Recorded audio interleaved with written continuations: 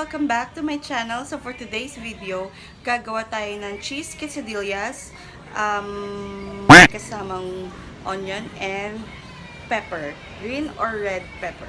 So ito yung mga kakailanganin natin. Ayan, kailangan natin ng cheese, ng tortillas, ng onion, and ng pepper. So let's start!